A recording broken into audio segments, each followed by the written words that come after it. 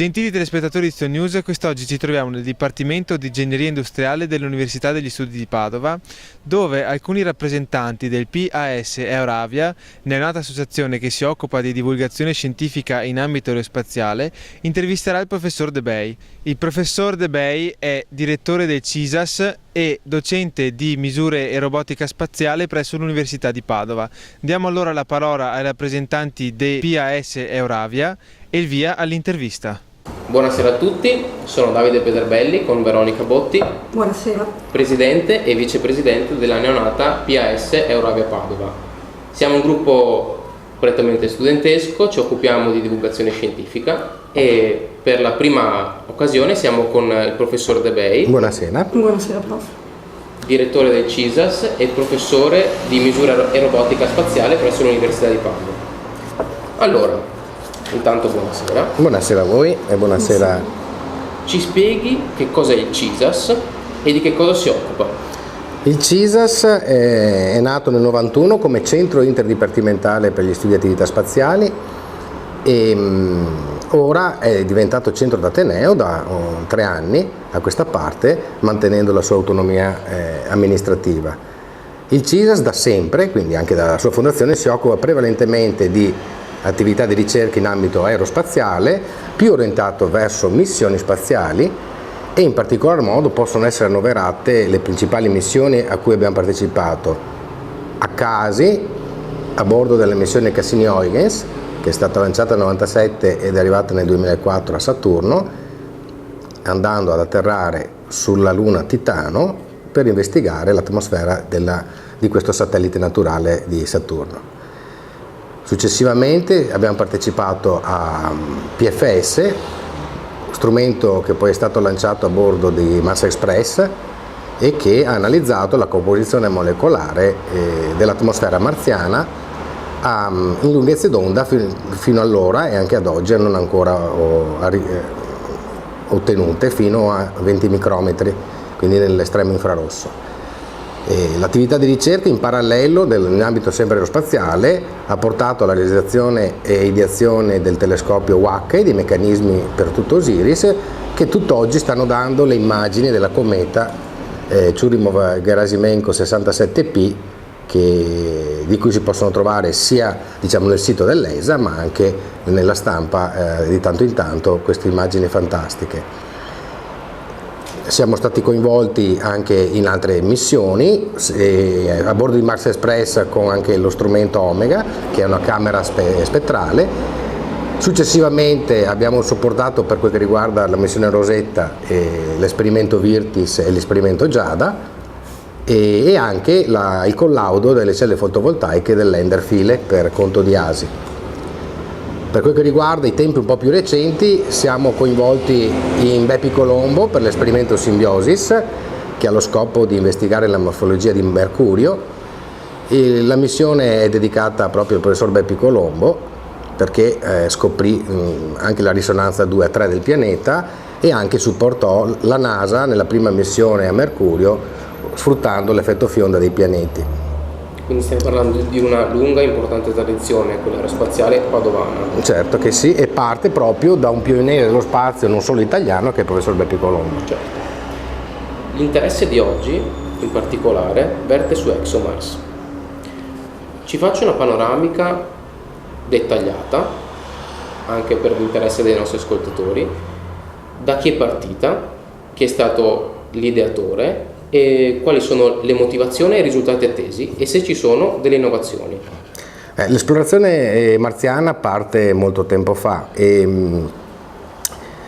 molte volte i russi provarono senza successo, hanno provato ad andare a Marte. L'ultimo tentativo con noi a bordo, che era appunto PFS, fu nel 96 e per l'esplosione del lanciatore il satellite naufragò, per così dire, nell'Oceano Indiano.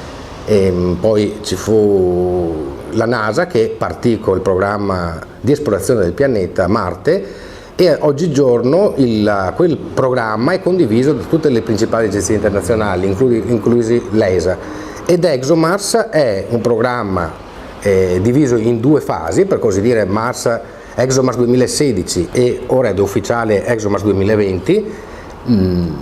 che si anellano e si incastrano col programma di esplorazione del pianeta di Marte, che prevede di portare nella decade attualmente prevista fra il 2030 e il 2040 anche l'astronauta sul pianeta stesso.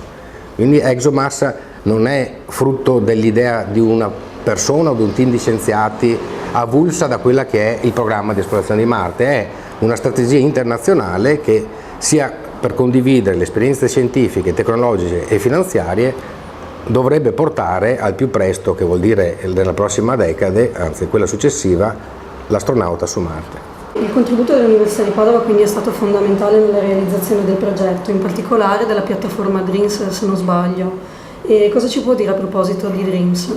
Allora, mi ricollego alla domanda precedente. Fra i vari obiettivi scientifici dell'esplorazione di Marte ci sono ovviamente il denominatore comune, quella di seguire il percorso dell'acqua, per così dire, o di quanto è presente di acqua, sia lo stato solido che liquido che gassoso su Marte, forme di vita, diciamo, prebiotiche o a livello di antichi batteri, e anche investigare bene l'atmosfera e l'aggressività che può avere l'atmosfera sia per i dispositivi robotici che vengono e verranno portati su Marte, e a maggior ragione per gli astronauti.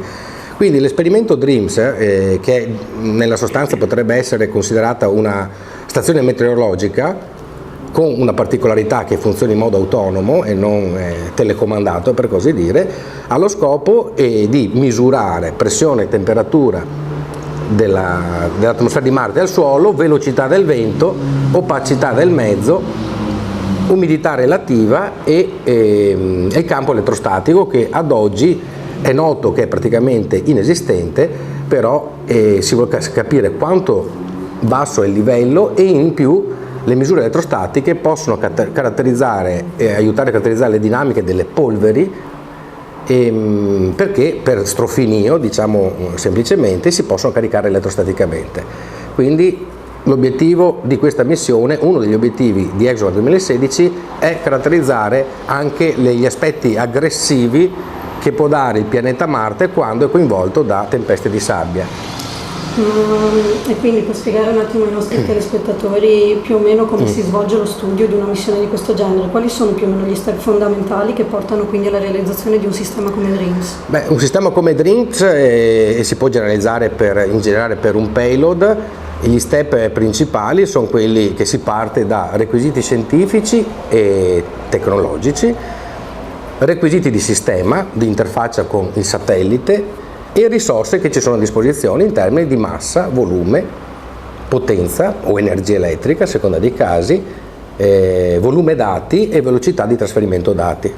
Nel nostro caso DREAMS è anche autonomo dal punto di vista dell'energia, perché abbiamo le nostre batterie a bordo, quindi questa risorsa è stata gestita come fosse semplicemente una massa in più. E quindi da qui si parte per fare prima il progetto funzionale, anzi prima il progetto funzionale, dopo essere stati selezionati a livello da un peer review internazionale come proposta scientifica, e poi si seguono gli step di sviluppo il più possibile sincrono fra lo sviluppo del satellite, le necessità e i requisiti scientifici e i tempi a disposizione per consegnare il modello da volo. Gli step, se vogliamo identificare degli step in termini di prototipi da sviluppare, tipicamente sono o 3 o 4. Nel nostro caso abbiamo fatto un modello strutturale che è servito per validare l'impatto per test di caduta di tutto il modulo Schiaparelli, vedere qual è l'energia e l'accelerazione indotta dall'impatto al suolo di Marte. Un modello elettrico di interfaccia con il software a bordo per testare le interfacce, un modello di qualifica e un modello da volo. In fasi invece si parte dallo studio di fattibilità, preliminary design review, critical design review e poi milestone, che sono propedeutiche alla consegna dei vari prototipi, come la test readiness review, che vuol dire che sei pronto a fare i test per certificare che quel prototipo è adeguato rispetto a risorse e requisiti. Il professore parlava prima di ExoMars 2016-2020. Tutti quanti eravamo aggiornati a 2016-2018. Può darci qualche indiscrezione e dirci come procede la missione? Più che indiscrezione sono dati ufficiali. Per la 2016 abbiamo fatto il primo checkout dei 3 previsti l'8 e il 9 aprile. Checkout significa semplicemente andare a verificare lo stato del proprio dispositivo e di tutto il segmento di volo, satellite e moduli annessi e connessi durante la fase di crociera, di trasferimento quindi dalla Terra a Marte nello specifico. E questo è andato bene. Di tutta la catena, insomma, dal satellite, visto che Schiaparelli è ancora attaccato al satellite, fino al ricevimento di dati a terra e elaborando i dati vedere che effettivamente corrispondano a quanto ci si aspettava. Per quel che riguarda la missione 2020, non è un'indiscrezione, è ufficiale da qualche giorno.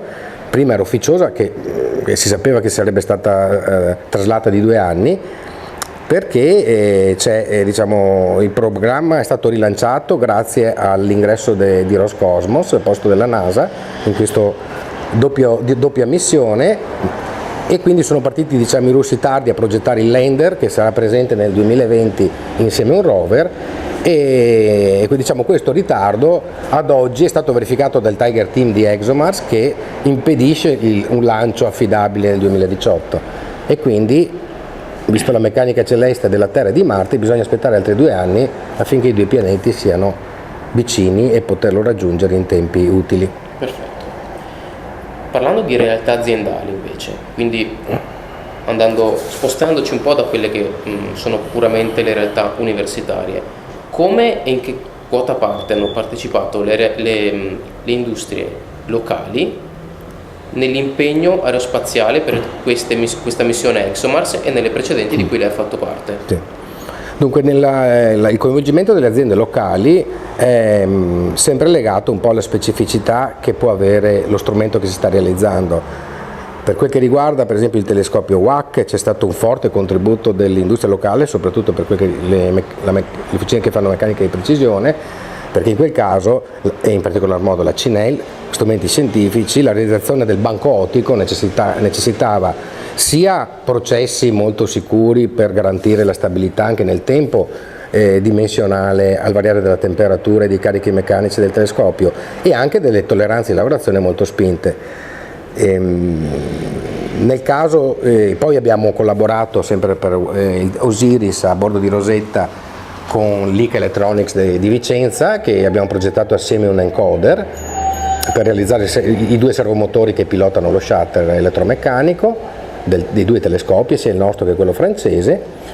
E abbiamo lavorato con un'azienda che fa compositi di Mogliano Veneto per realizzare i baffle del telescopio, e invece su DREAMS, trattandosi di realizzare da una parte la scatola metallica dell'elettronica e dall'altro il sensore di temperatura che è stato sviluppato qui a Padova, ci siamo arrangiati da soli, appoggiandosi anche officine che ci dessero nel minor tempo possibile questi prodotti, e quindi il criterio di scelta era anche quello della tempistica, visto che noi abbiamo fatto il kick-off con l'ESA a luglio del 2011 e abbiamo consegnato il modello da volo, cioè il quarto, quello realizzato per ultimo, ad aprile 2015, e quindi i tempi erano uno degli elementi guida oltre all'affidabilità. Per quel che riguarda invece l'elettronica, che abbiamo progettato funzionalmente qui a Padova, partendo dai requisiti come dicevamo prima, questo ci siamo appoggiati a un'azienda che ha già realizzato hardware elettronico da volo. Quindi noi abbiamo passato il progetto funzionale e i requisiti. L'azienda, che è Temis SRL di Corbetta in provincia di Milano, con sede operativa anche a Passignano sul Trasimeno, ha implementato il progetto di dettaglio. Noi, supportati da nostri collaboratori, abbiamo selezionato i componenti e la nostra amministrazione si è improvvisata come una società di procurement di componenti protetti da ITAR, perché erano quasi tutti americani, il 99%, e siamo riusciti quindi in modo estremamente efficace a portare avanti progettazione funzionale di dettaglio, realizzazione, integrazione e test in pochissimo tempo. Quindi professore, mi pare di capire che anche le aziende comunque hanno un ruolo importante nella ricerca scientifica e spaziale.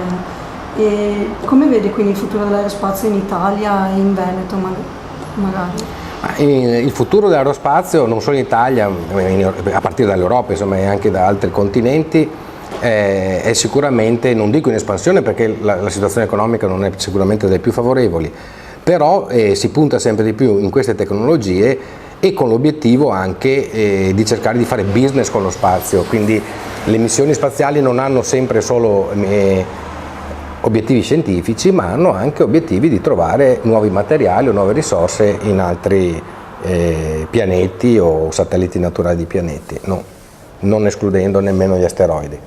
Per quello che riguarda in Italia c'è una forte intenzione a livello italiano, e non è solo un'intenzione, dovrebbe essere partito a partire a breve, la realizzazione di un satellite tutto italiano, non solo per competenze, perché la grande azienda italiana e anche molte PMI sono note internazionalmente per applicazioni aerospaziali, ma anche di realizzare con risorse tutte italiane, escludendo la parte degli componenti elettronici, oppure iniziando a fare, che sarebbe anche ora secondo me, utilizzare i componenti commerciali a range esteso, magari facendo uno screening e quindi selezionando quelli che sono più affidabili.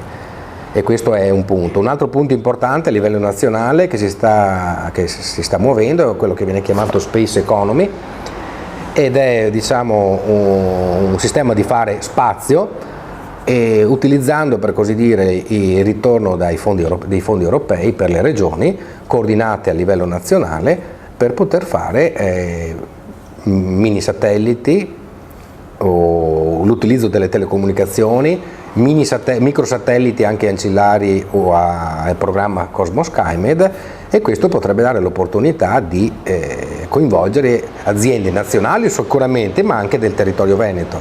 Quello che stiamo facendo noi come CISAS, stiamo mettendo a punto per firmare un accordo quadro con Thales Alenia Space proprio in questi due scenari, del satellite, diciamo, chiamiamolo nazionale, e mini satelliti nazionali, e del programma Space Economy, per coinvolgere le aziende. Abbiamo fatto una riunione il 4 aprile, abbiamo invitato 5-6 aziende venete, poiché eravamo limitati nel tempo, e a questo incontro ne seguiranno altri, per vedere un incontro business to business, si dice in inglese, fra Thales Alenia Space, che è la più grande azienda aerospaziale in Italia, e le aziende nostre del territorio, come possono collaborare direttamente o attraverso il supporto del CISAS per la parte scientifica e tecnologica.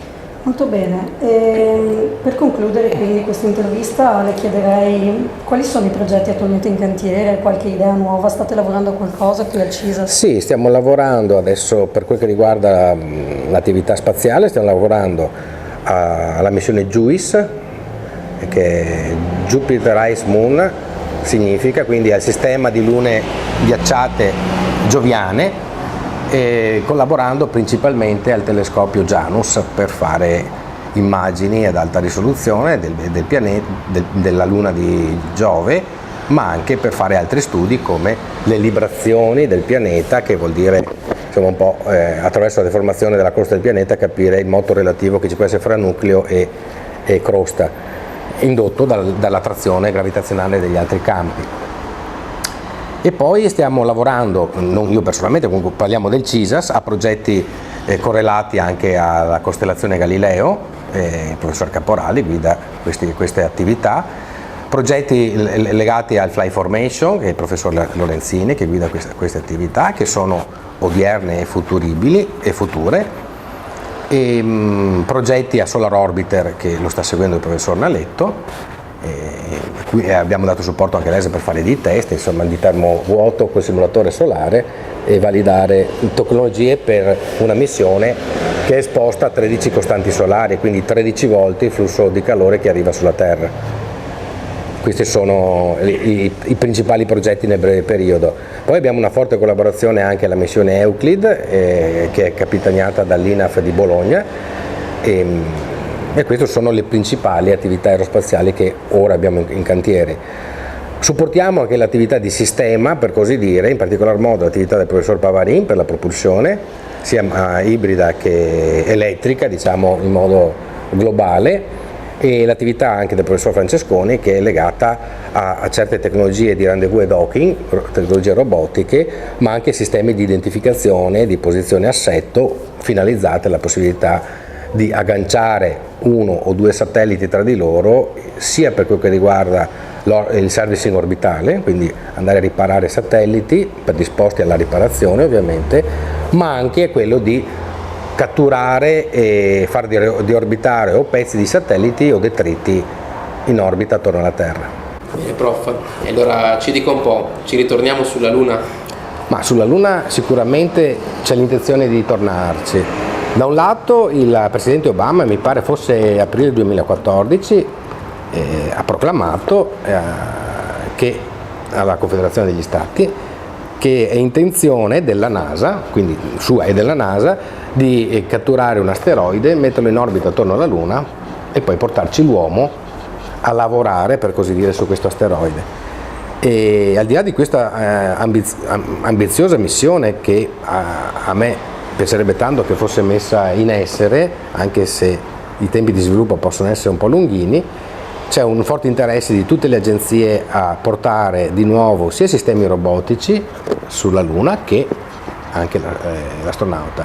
L'Agenzia Spaziale Europea è partita con un progetto a cui stiamo collaborando per collaudare una possibile trivella lunare, per lo più per caratterizzare proprio le prestazioni di perforazione. Però abbiamo anche dei contatti con colleghi cinesi, perché l'Agenzia Spaziale cinese sta puntando non poco a missioni robotiche, già ne ha fatte e ne sta facendo altre sempre sul suolo lunare, quindi è di estremo interesse. Per alcuni viene considerato anche una potenziale palestra di allenamento per andare poi a esplorare altri pianeti, insomma. Perfetto. Allora professore, la ringraziamo a nome dell'associazione, a nome mio personale e di Veronica Botti. Grazie a voi per l'interesse che avete dimostrato anche a lezione quando siete... Grazie. Le chiedo un favore personale, faccio un saluto ai ragazzi di Eurovia. Un caro saluto, grazie per l'attenzione. E un ringraziamento anche a Stoa News. Grazie molto per la dedizione dimostrata. Un saluto. Grazie ancora. Grazie a voi.